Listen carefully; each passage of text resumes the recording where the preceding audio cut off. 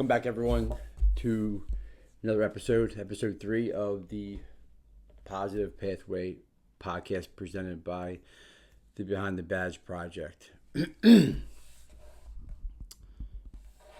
Robert Zbikowski, and this episode is titled The Silent Shift. And how good first responders slowly lose themselves without even realizing it. This is your first time tuning in. Welcome again. My name is Robert Zbikowski. I am the creator / founder of the Behind the Badge Project and the Positive Pathway podcast. The project and the podcast exist for many reasons.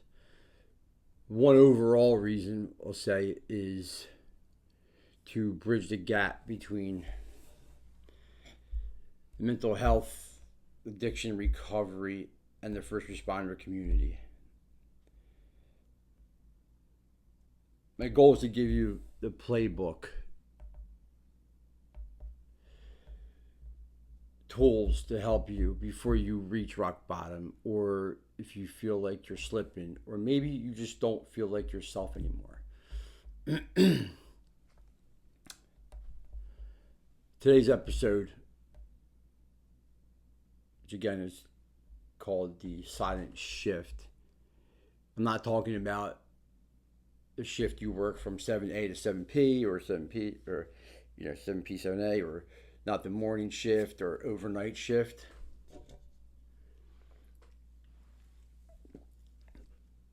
I'm talking about the shift that happens internally inside you.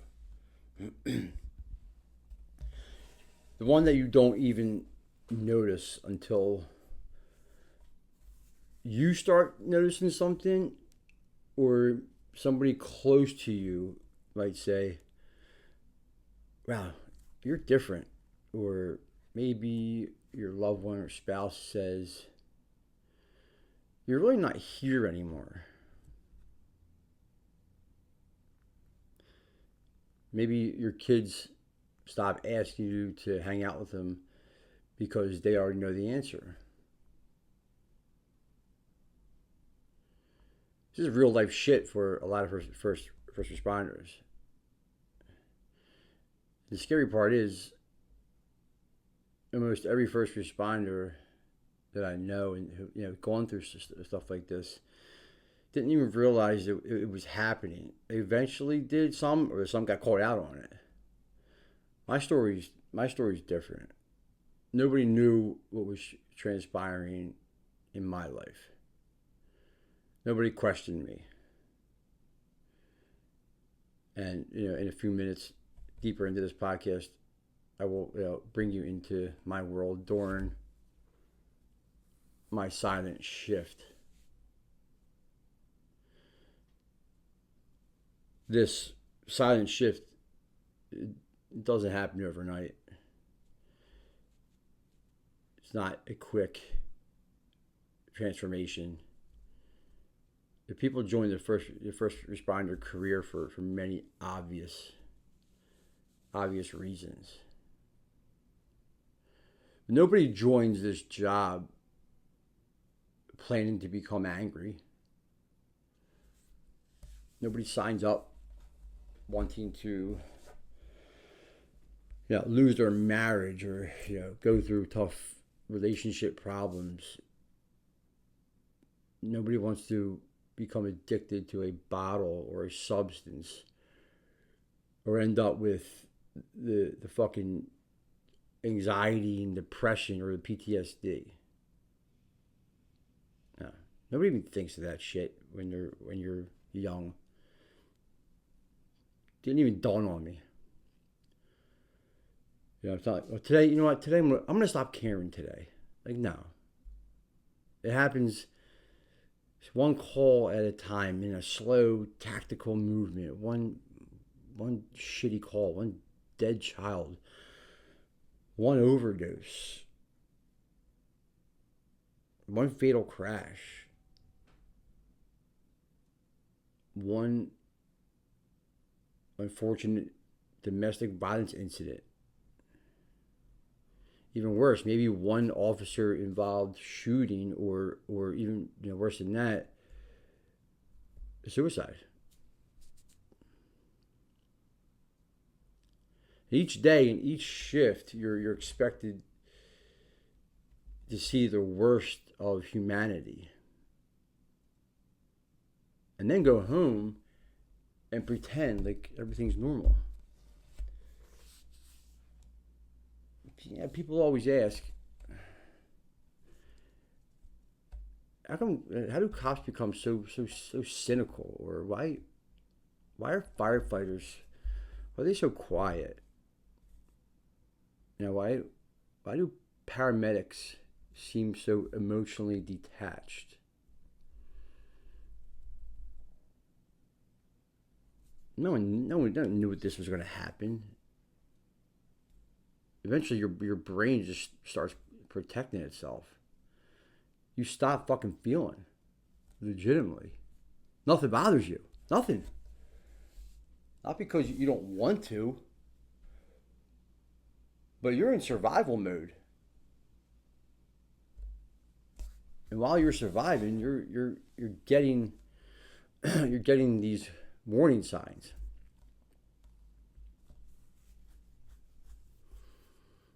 Yeah, no one thinks about it. Like when you're signing up for this job. This shit wasn't talked about 20 years ago. No. But that's why I'm here. So let's talk about the signs. Not not obvious signs, but subtle signs. Okay, if you stop answering phone calls, text messages, emails, or any type of communication, maybe you isolate yourself, or maybe you quit going to family events or functions or coworker functions. Even worse, you stop working out. That happened to me. Your patience disappears, and everything and everyone around you annoys you. You're tapped out. You're exhausted. You're exhausted even after what you thought was like a decent amount of sleep. You laugh less and smile less and are upset more, maybe cry more. You stop dreaming about the future, the grand future that you thought you were going to have, and you just start surviving instead of just living. Just fucking living, man. And then comes something even more dangerous. You convince yourself that you're fine. I'm fine. I'm just tired, man. I freaking work my ass off. It's part of the job. Every cop, every first responder deals with this. I got this. No big deal. It's bullshit. I know it's bullshit because I lived it. I'm not some instructor sitting here reading out of a book. There was a time when I thought I had everything under control. And you throw in those excuses. I'm fine. I'm okay. I'm just tired. Showing up to work, continue to do my job to the fullest up to that 20th year.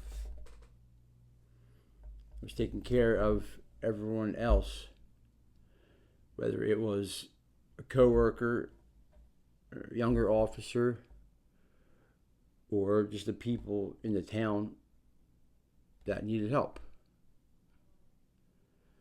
But I wasn't taking care of myself. Ding, ding, ding. Eventually, those emotions found an outlet, a mask, a silence. For me, addiction became that outlet.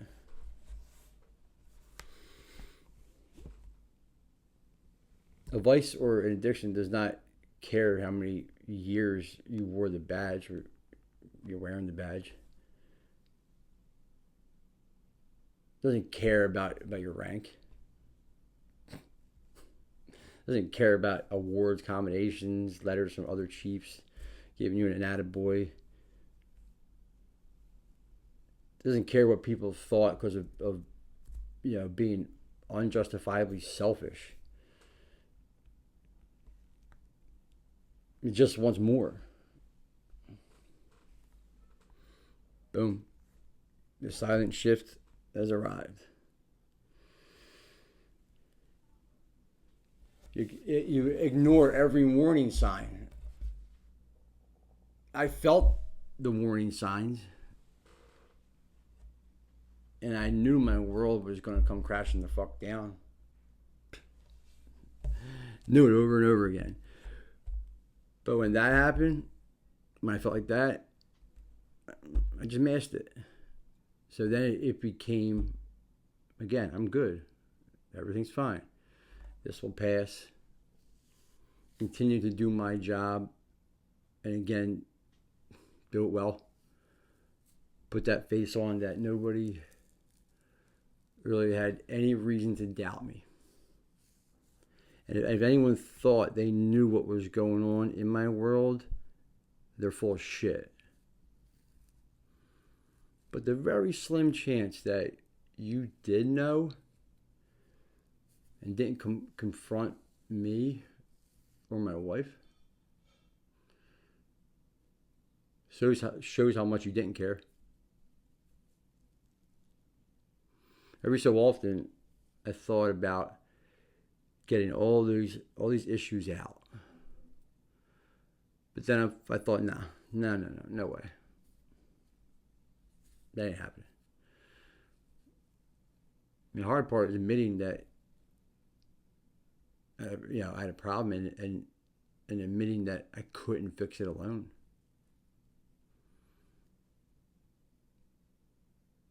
I thought asking for help is just going to make me weak. Why? Well, let's see. One of my direct bosses hated addicts and was very vocal about it. This boss's mindset was, come on, fuck out of here. If you want to stop, you can stop. I had to hear that fucking shit constantly in my office. My department was rightfully concerned about the mental health and addiction issues when it came to the citizens of the community.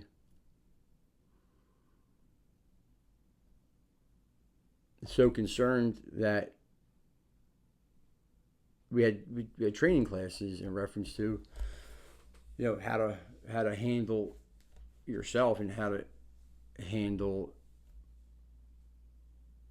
properly handle how to communicate with people that are experiencing those issues.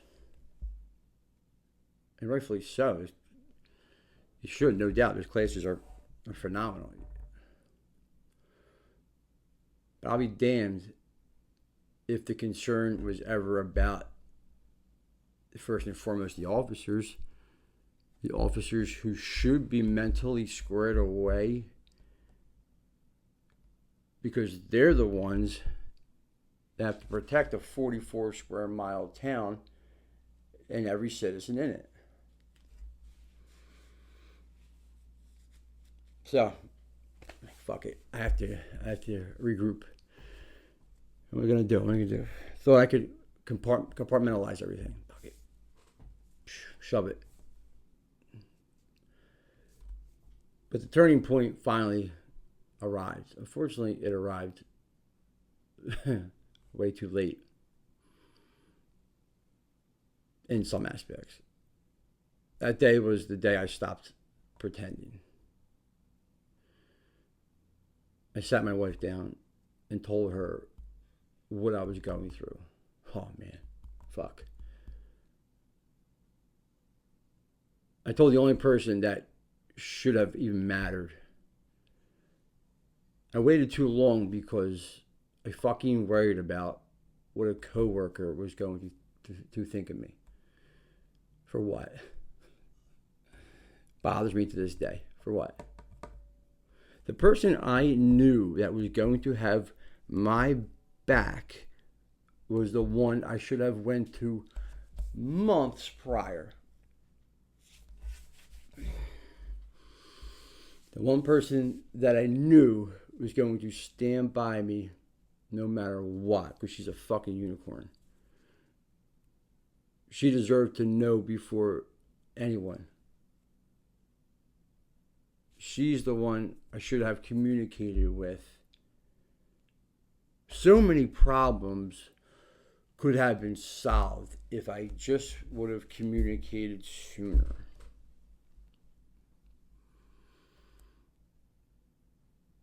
The conversation was the biggest weight lifted off of my chest. Holy fuck.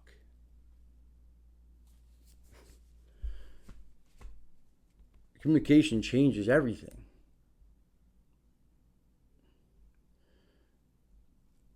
For those that watch my videos, one phrase you probably hear me say over and over again is communication is the best medication. I say that with 100% truth. I believe that with everything that I have. Not because talking magically fixes everything and everything goes away. No, I mean that would be great. That'd be awesome. But because silence feeds anxiety, silence feeds depression, silence feeds the addiction.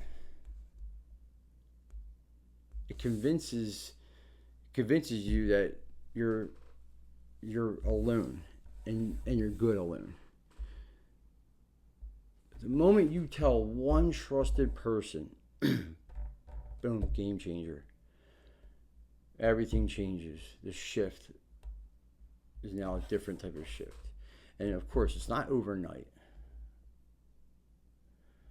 But you finally stopped fighting by yourself. You finally stopped with like the lies and this like the bullshit. You can now fight to get yourself back on track with the help of your spouse, your partner, your best friend, a coworker, a therapist, a peer support officer, someone, anyone. Just don't fight alone. Listen, you can try, but I'm telling you right now. The playbook, it doesn't work. The playbook, this magic playbook states you need a support system, a trusted one.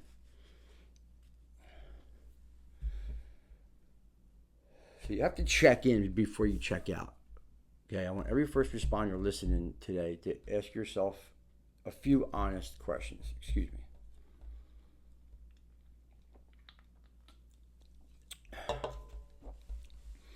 Am I becoming someone I don't recognize?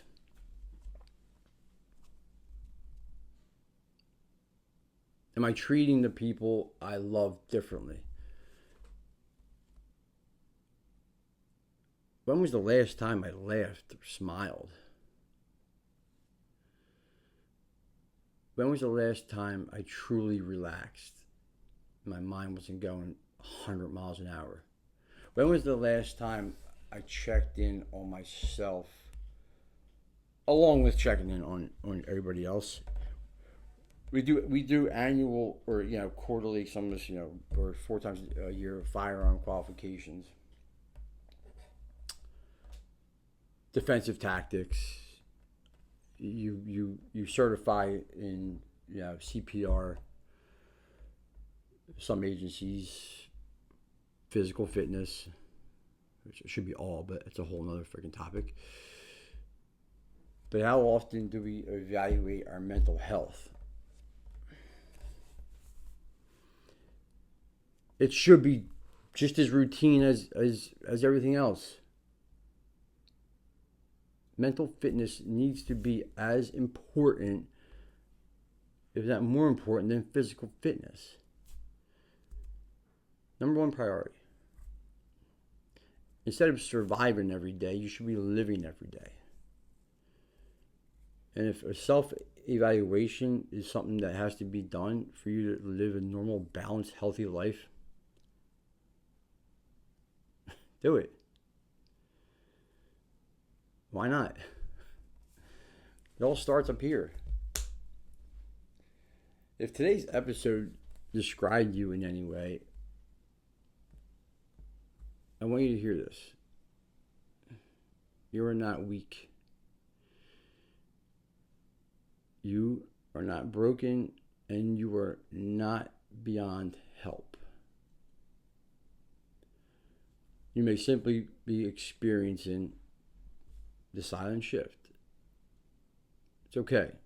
Because the good news is just because you drifted away from yourself does not mean you can't find your way back.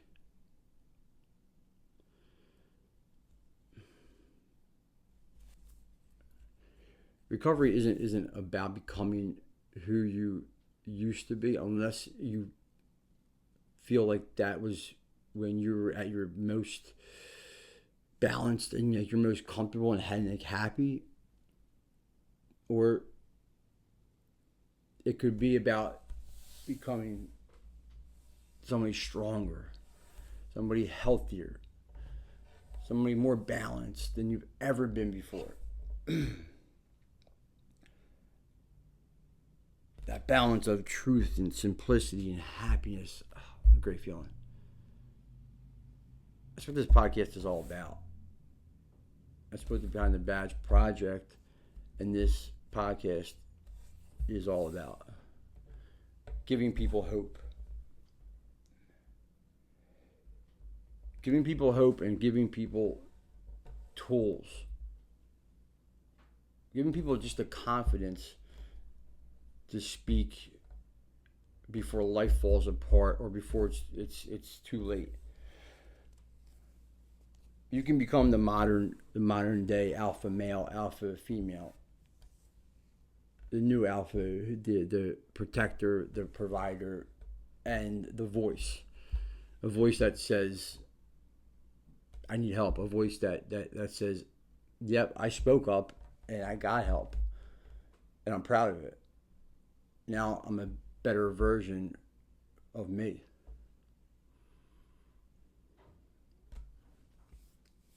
If this episode helped you, I ask you to do 3 things. Share it with one of your first responder, coworkers, or one of just your regular friends. Check in on one person this week. And remember to, of course, check in on yourself. Because saving yourself should be that top priority, number one. It's not selfish. It's something that has to be done. You should be number one. Self-evaluate. Sometimes it's the very thing that allows you to keep serving others.